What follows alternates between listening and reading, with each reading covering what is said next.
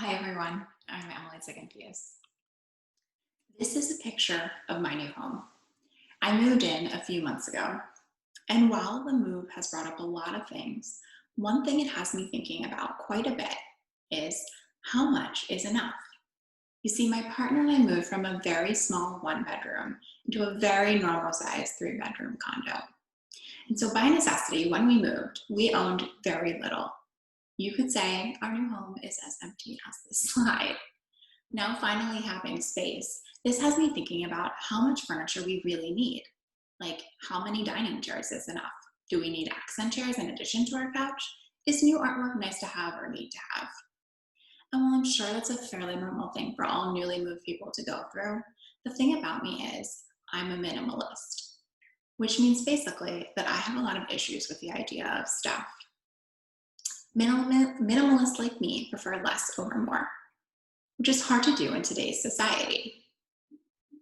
What I'm here to talk to you about today is why it's so hard to feel like you have enough, why the pull of consumerism and spending and accumulation of stuff is so hard to fight, and to propose that we can fight those pulls by two relatively simple strategies: cultivating gratitude and giving back. So let's start by talking about why people have so much stuff, because honestly, it's not our fault. Fast fashion like H&M, Uniqlo, the ill-fated Forever 21 encourages us to buy more and replace it as soon as it's out of style or falls apart. This contributes not only to overconsumption, but has huge environmental consequences. Another way we receive pressure is through advertising. With all the time we spend on social media, we get ad after ad. I suspect there's not one woman who has not received a Third Love ad, and not one, but 10, 20, what feels like an infinite amount, until you finally can even buy the product because, dear God, please stop the advertising.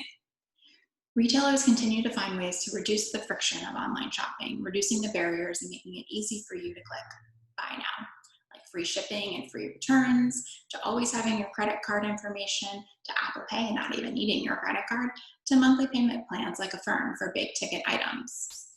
Then, of course, there's the media that puts unattainable things within our vision.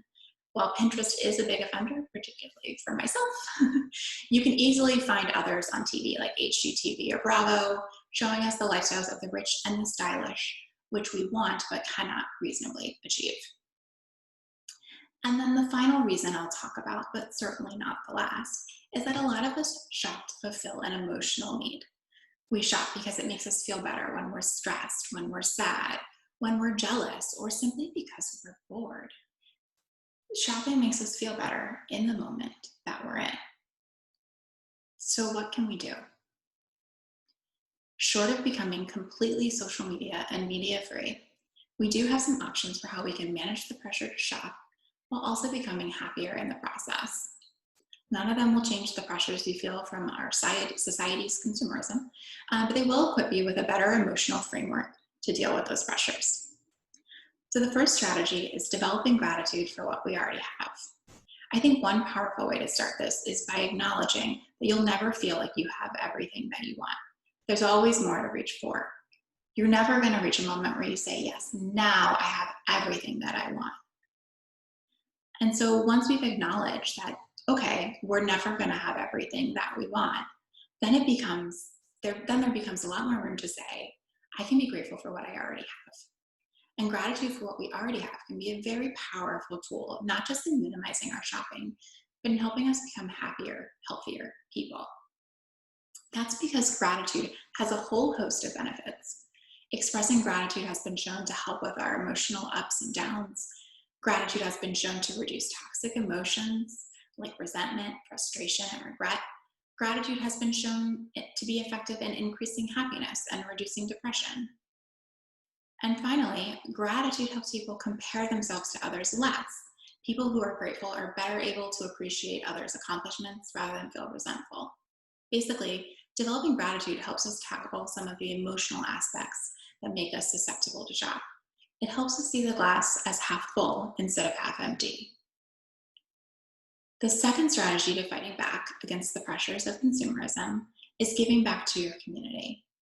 Giving back, whether it's in the form of donating money to your favorite charity or giving your time through volunteering with a cause that makes you feel good, All that can have a host of benefits. Giving back has been shown to help people broaden their perspectives by exposing them to people outside their typical social circle. We tend to spend time with people who are very similar to us, similar interests, similar professions, similar income levels. Giving back can take your mind off your own problems and help you broaden your perspective. Giving back has been shown to increase self-esteem and feelings of personal empowerment.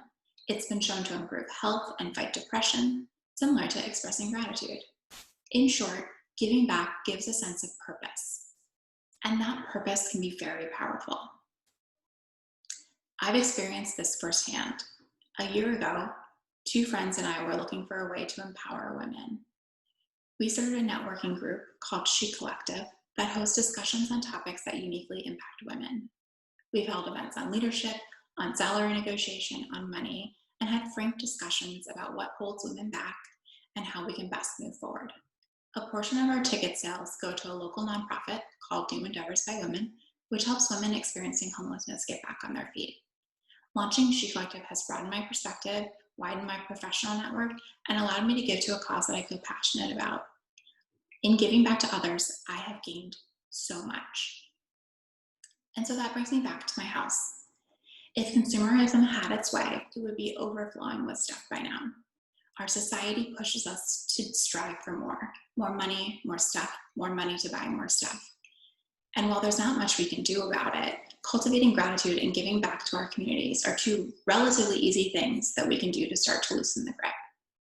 Thank you so much.